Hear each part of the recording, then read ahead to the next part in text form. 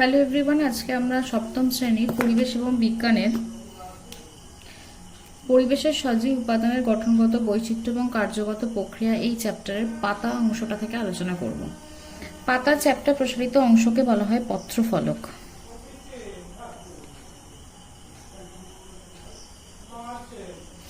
জবা পাতায় জালিকাকার শিরাবিন্যাস দেখতে পাওয়া যায়।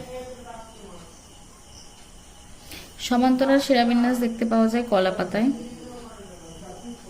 একবীজপত্রী উদ্ভিদের ক্ষেত্রে সমান্তরাল শিরাবিন্যাস দেখতে পাওয়া যায় এবং দ্বিবীজপত্রী উদ্ভিদের ক্ষেত্রে জালিকাকার শিরাবিন্যাস দেখতে পাওয়া যায়। একক পত্র হল অশ্বত্থ পাতা।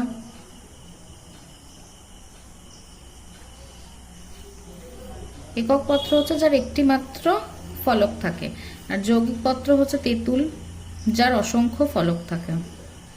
মটরের পত্রাকর্ষের কাজ হচ্ছে আরোহণে সাহায্য করা, অর্থাৎ কোনো কিছুকে আরোহণ করে উঠতে সাহায্য করে।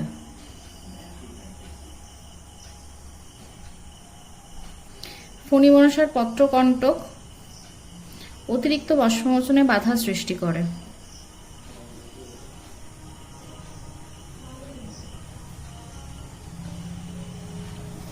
ড্যাশ পাতার কাজ খাদ্য সঞ্চয় করা, অ্যালোভেরা বা ঘৃতকুমারী।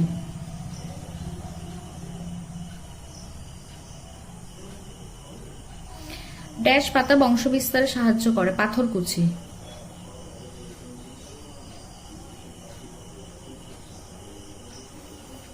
কোন গাছের পাতা পতঙ্গ দেহস্থিত নাইট্রোজেন ঘটিত উপাদান সংগ্রহ করে? কলসপত্রী।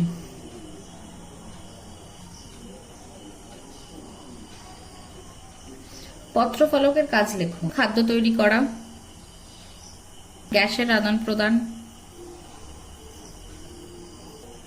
পত্রবৃন্তের কাজ পত্রফলককে ধরে রাখা,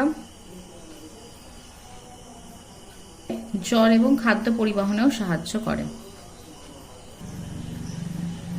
আর পত্রমূলের কাজ কি? পাতাকে কাণ্ডের সঙ্গে যুক্ত